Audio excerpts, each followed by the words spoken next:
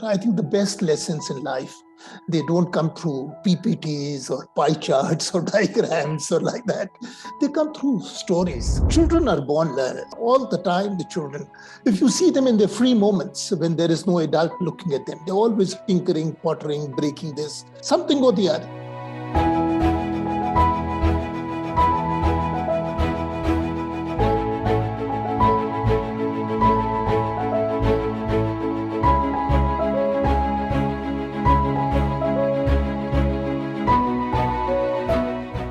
My name is Arvind Gupta and I'm a toy maker. I've been making toys for the last 30 years. Children want to make things, children want to do things. Now we make lots and lots of pumps. Now this is a little pump with which you could inflate a balloon. Now if you have this pump, it's like a great sprinkler. It's like a centrifuge. If you spin something, it tends to fly out. Often one doesn't know what one wants to do, but it's good enough to know what you don't want to do.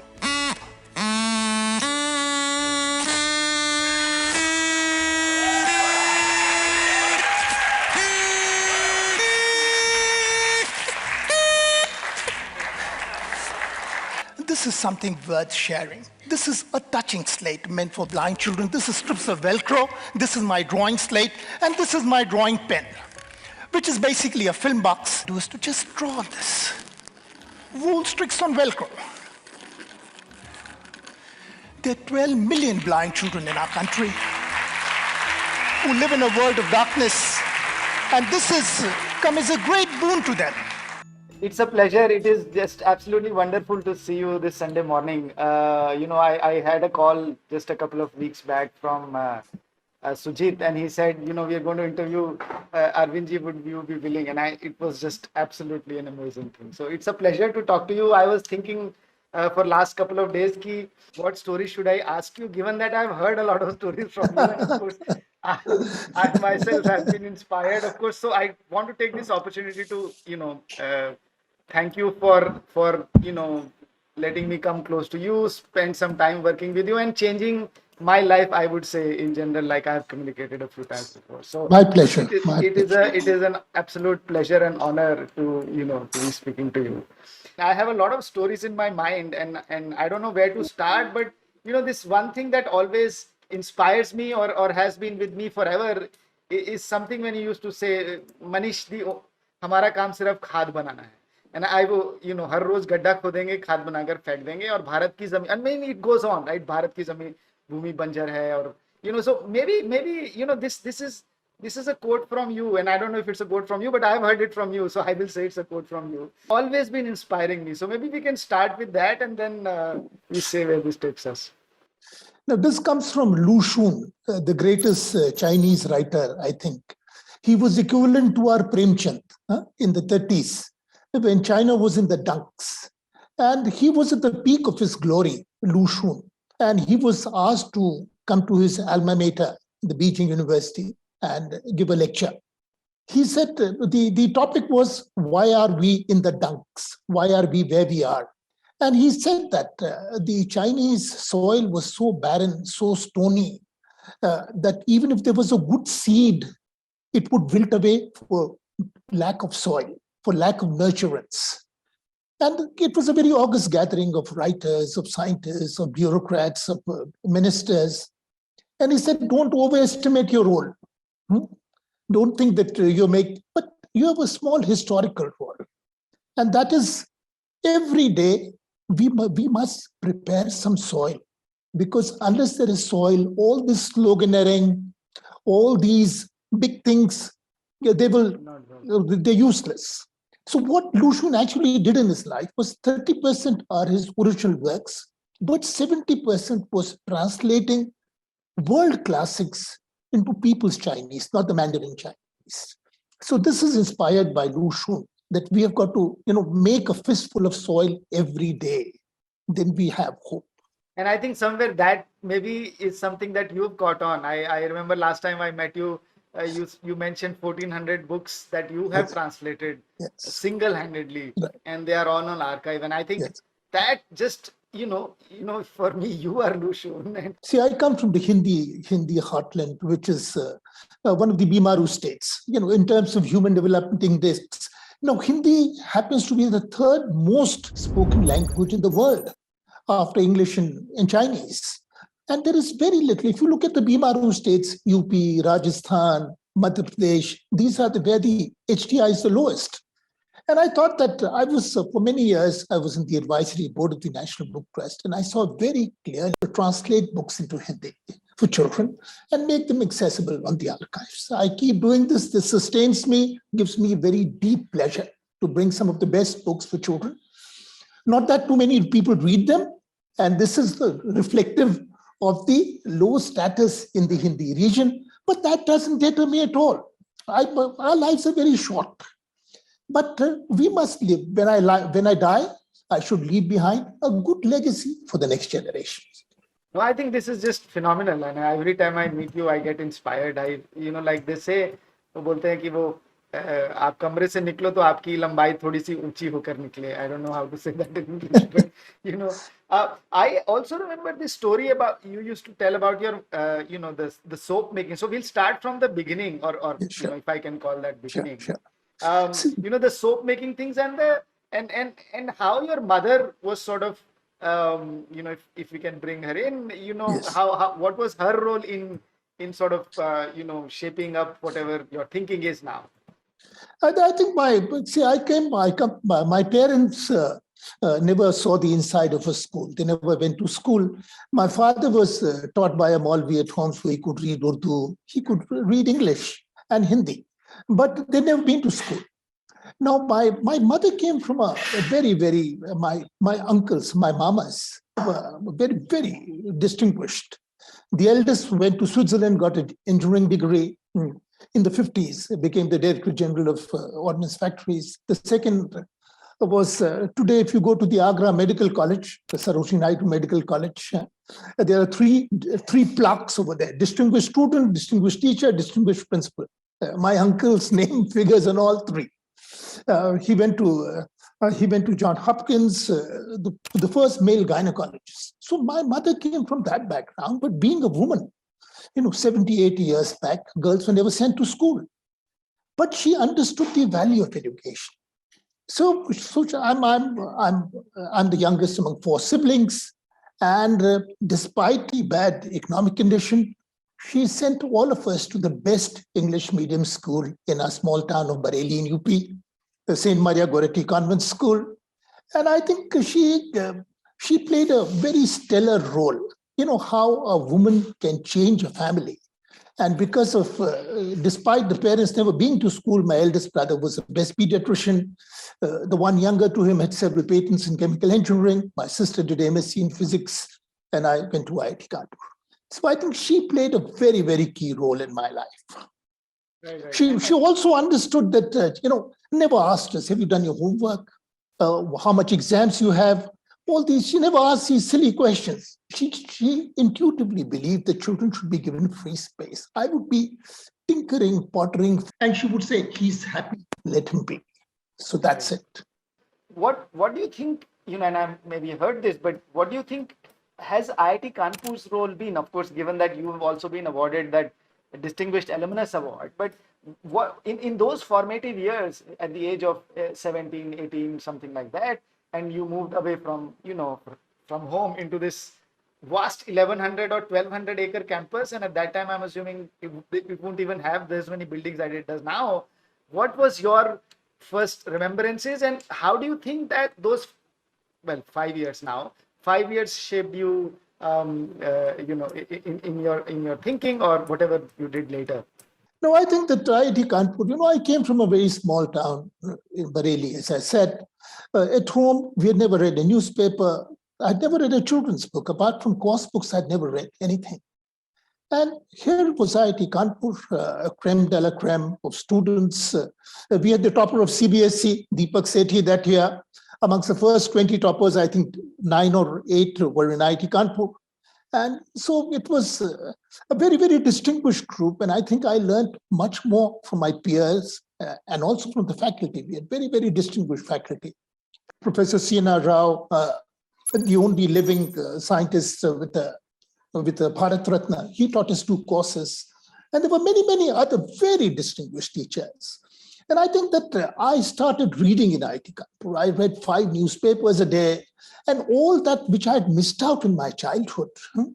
And relating to my peers, I realized that how ill-read I was and how much there was to learn. And I think it was IIT which provided me with the opportunity. So I remember a friend of mine who took me for a walk. And for 3 hours, he talked of the Indo-China War in 1962. And I was just aghast. And I said that, how come you know so much about this? He said, there are 7 books written on the subject, and I've read all of them. So you met very, very passionate people like that. And I think their enthusiasm in some ways rubbed out on me. And what would you mind sharing some things about the Opportunity School? Because Well, see, I joined in 1970. We were all thinking of what is a meaningful role for us. Some of my friends decided they went abroad. Many of them, 200 of them went abroad.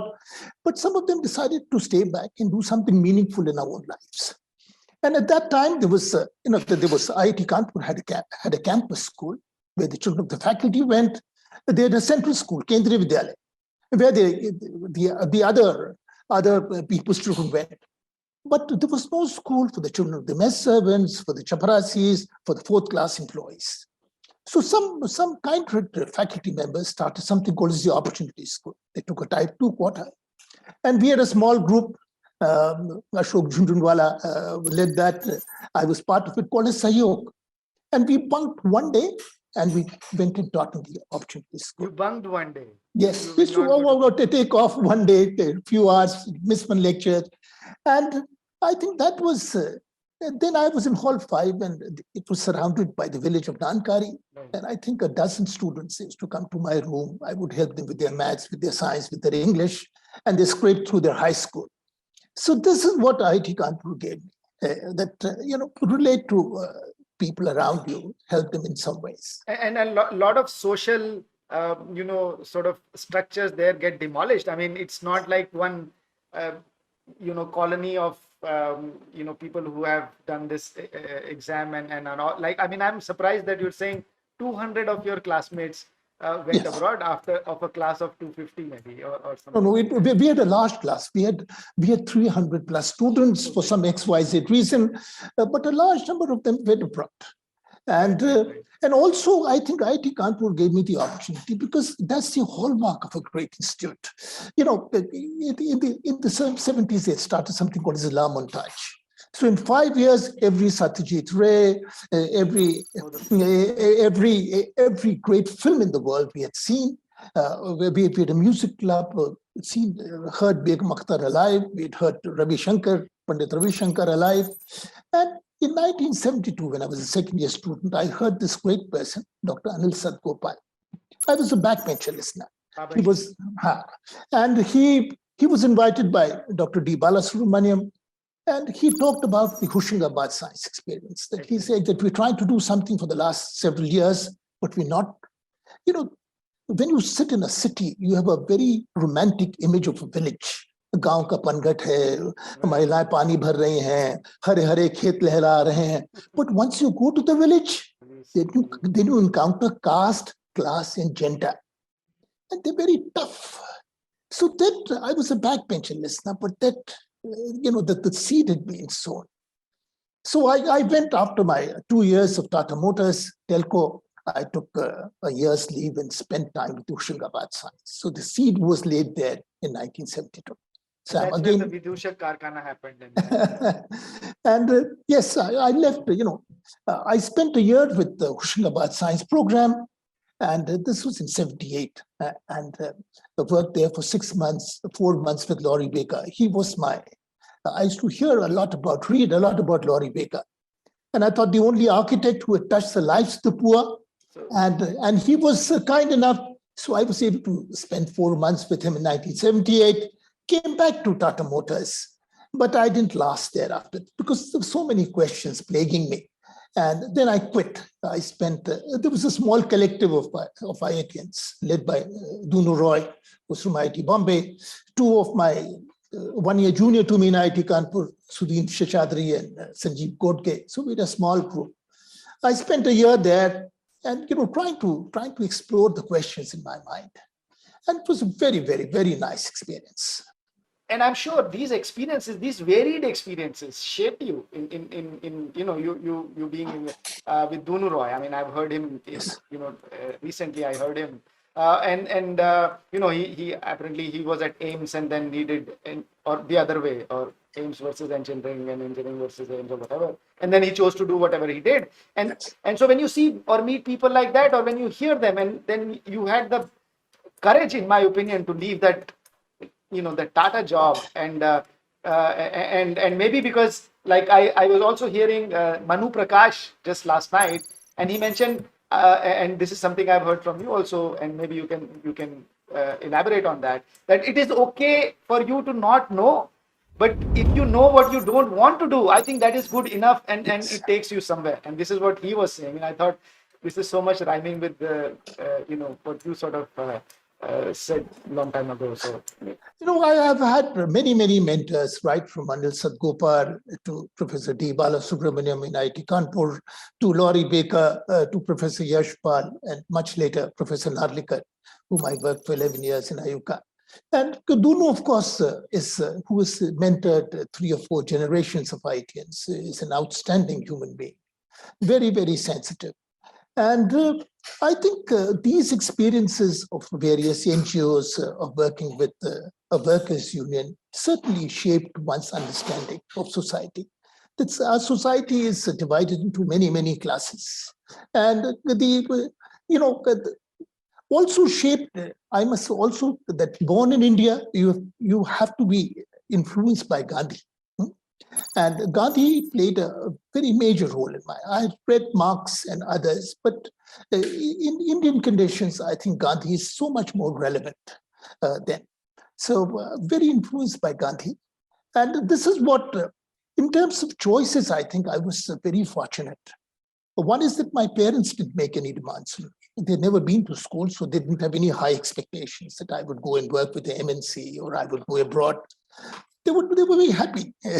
If I had a job, if I didn't have a job, they would be happy with it. So that was one very, very plus factor, because many people have such enormous social pressures. Where more siblings also helps. I mean, I think if you Yes. have more siblings, you have so much. Yes. At least you feel little less pressure. If Yes, you're the absolutely. if you're the only child, then Right. there is this huge, huge pressure. Yes. So I was, as a matter of fact, in 1980, when I left the telco job, and I wrote to my mother a postcard, and she just wrote back, "Acha kara, ab naukri chhod di, ab kuch nahi kaam karega." Words of wisdom, just a one-liner. That good that you have left your job, now you do something worthwhile. And looking at how I'm here in IIT, and I see how overall in this, because of the technology of whatever it is, somewhere, I mean, like everybody I see these days reading InShorts. I don't know if you know what InShorts is. InShorts is this app on a mobile phone, which gives you news, but in 60 words or 100 words or something like that, maybe 50 words. It's like Twitter of news or whatever. So all the news that you have about the world, whether it is the revolution or whatever that is happening, you will get in 50 words because you don't have time. And I get a sense that for you to get a real sense of anything, you will have to spend some time. I mean, at least 5 A4 pages reading about it, because that's how much the perspective there is to a lot of things. Right. And I feel just skimming the surface is just collecting information. And I feel sad when I go to the library here. Absolutely wonderful library in Nagar, but not much of it used. So what is your sense of this reading thing that is going on, especially when now we have millions of books available to us, right, at zero cost, and yet maybe we are not reading? See, this is today's world is fast forward, right? There is no sense of, unless you plunge deep into, I think you will have a very, very superficial understanding of the world, of the politics around you, right? And I don't think that you would be able to, with these very small bites, you think that you know the world. You may think that, but you may be sorely mistaken. Because somehow we are rewarding that notion, which is why it is propagating, right? Yes, yes. So I don't know, what are your thoughts on? No. I think one is that many of the millions have never experienced the real pleasure of reading. They have, they've seen these washout things, 60-word things, but the real pleasure of reading they have not experienced, right? I will not blame them, but the media, there are so many media companies which are promoting this, but the real pleasure is it comes by reading only. You can't get this in 60 words.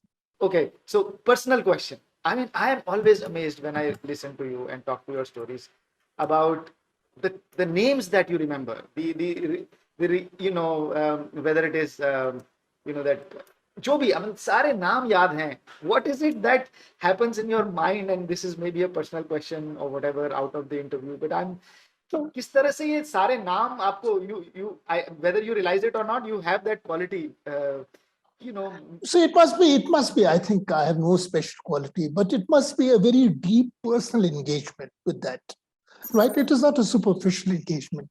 It's just not a name. If I translate a book, I really absolutely go to the Wikipedia page, read much more about the author.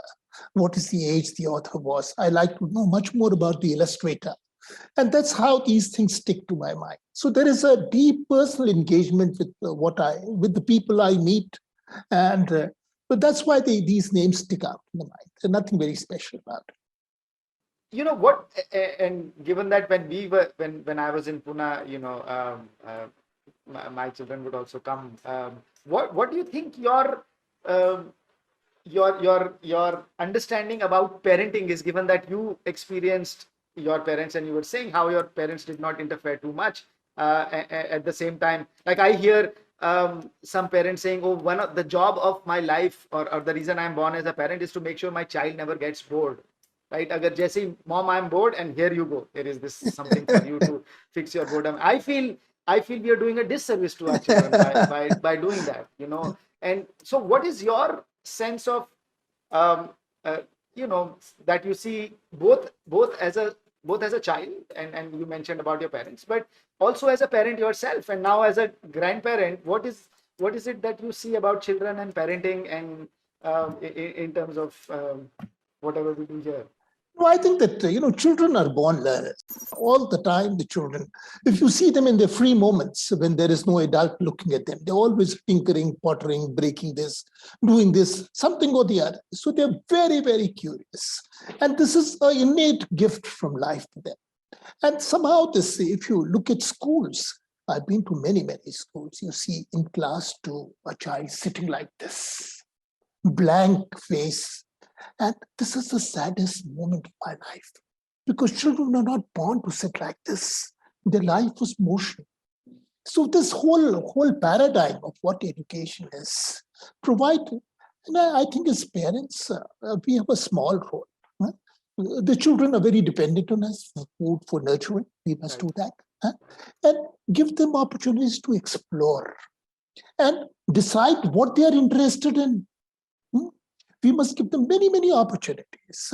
They may go to something, they may not like the French class. Come back. French is not the end of life. That's okay. Find something else for yourself. And once they find something from deep within which they want to do, and we must support it, whether it may be learning Sanskrit or classical music or anything which they decide.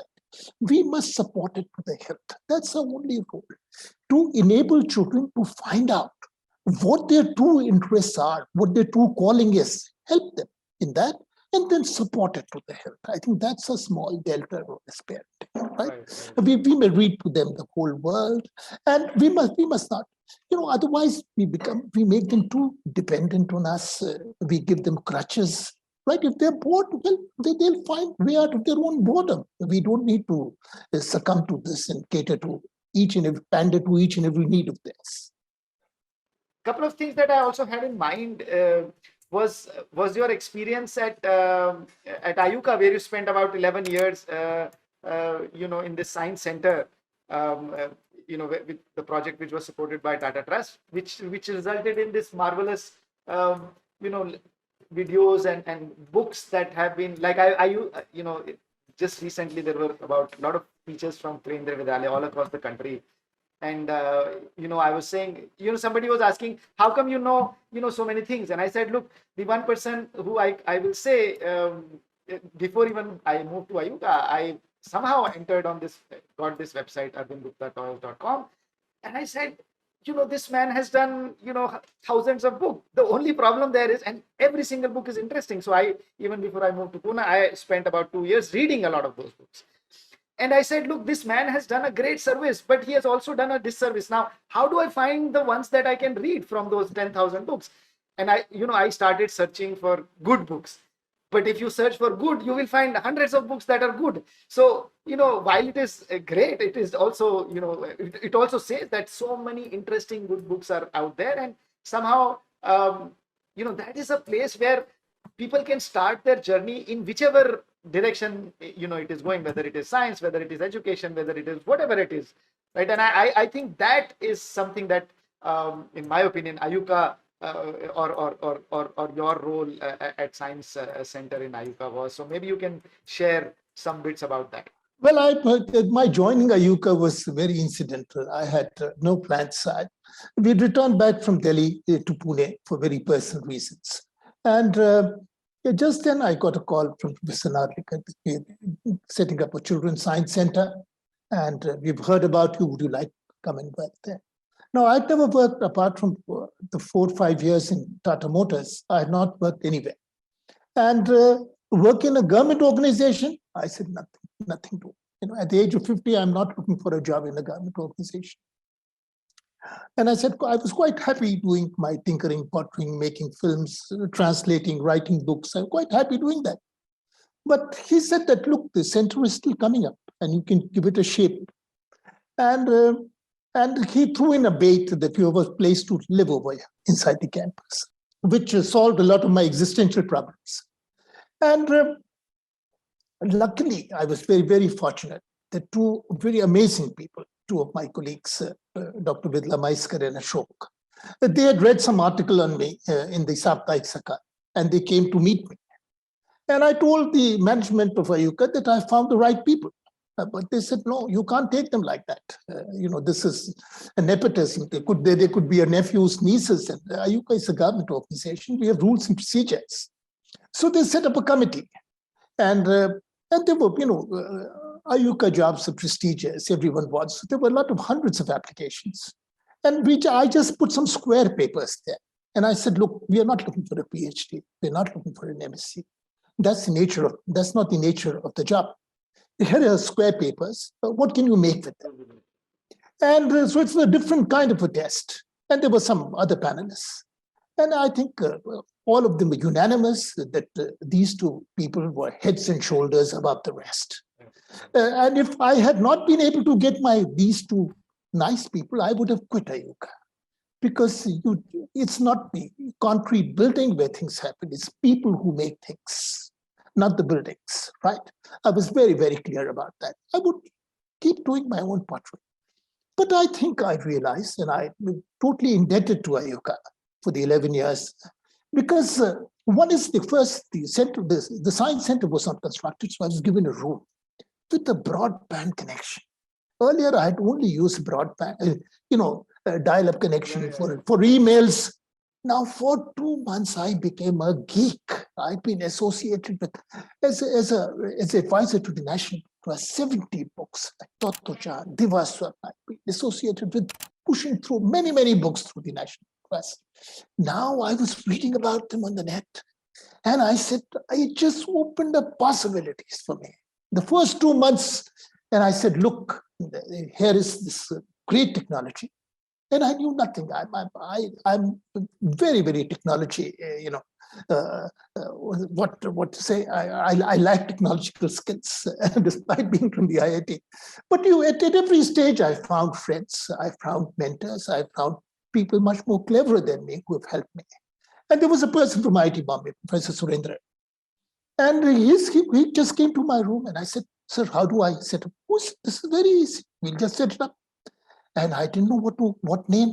So I said, just say Arvind Gupta Toys. That's how it happened. In a snap, there was no serious thought. And he showed me how to scan books, and I just kept scanning books and putting 1 or 2 books every single day. So this is, and one day we found a person who said that with a small electronic camera, digital camera, you could take photographs and videos, and we started making our films. This was in 2007 or 8. And I think that we were very small in numbers, very few in numbers, but very, very passionate people, very focused people. Every day we put it. And I think that also collaborating across groups. Someone came, a Breezy came from the adjoining institute. She dubbed 350 videos into Spanish. She came from the Dominican Republic, and she said that I come from such a poor country, this is what my children need. So it stemmed from within. So wherever we found people, we said that they dubbed them. So I don't think there is a website which has in 15 Indian languages, which has films and so many books. And I thought this would be a repository for teachers, for children who really want to seek, learn, a free website. We can't track them. We are not interested in tracking them. And so that's what I think it was looking back at those 11 years, it made me realize that as an individual, I could do only this much. All over the world, where great work is done, it is done by passionate teams, small, cohesive, focused teams. And that's the kind of thing which we had there. Luckily. What is your sense of, because a lot of times, at least especially in these times, this smartness, in my opinion, is very overrated. Bahut tej, very smart. And one thing that I've learned from you is, if I can use that word, ghodagiri. And you were saying, Manish, मैं smart तो नहीं हूँ, लेकिन मैं हमाली वाला काम करता रहता हूँ. And I started, I realized, spending time with you, that this is something that it's a skill that gets acquired in the schools. It's a skill that somehow in this new age we are sort of sort of sidelining. एक चीज पर लगे रहो, मतलब copy से pen पे से लिखते रहो, बस लिखते रहो, 1000 बार लिखो, घोड़ागिरी, हमाली, whatever you want to say, but it's a skill that can be only taught and learned, and in my opinion one of the most important skills in any career that you take, and maybe that is my opinion. So I would like you to speak on this smartness versus no, I think Edison put it, Edison put it much more eloquently in just a small sentence. He said it's 99% perspiration, pasina, and 1% inspiration. Edison said this much more. So I think there is no substitute to, prolonged hard work, just doing it every single day. My target is a book a day. I have to finish a book a day, translate it, right? And it's doable now. So once you set higher targets for yourself, you're slowly able to do them. You're able to make them. You leverage technology, you ask friends, you ask help, and you're able to do this. But keep going at it constantly. It's not just, you get a bright idea and that's the end of the world. It doesn't happen like that. This amazing gift, in my opinion, this storytelling. What is your sense of, and this probably can be the last question. I see, having heard stories and having been telling some stories, I feel storytelling is not just an art, it's almost a requirement, and it reminds me of Biju Bhai's initial whatever.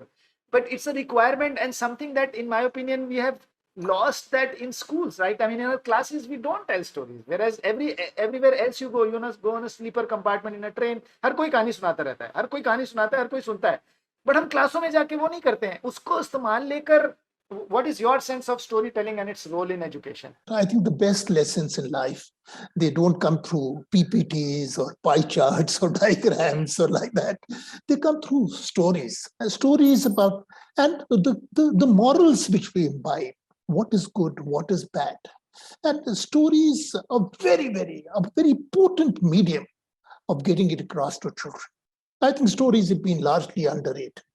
Gijubai understood the relevance of stories more than 100 years back.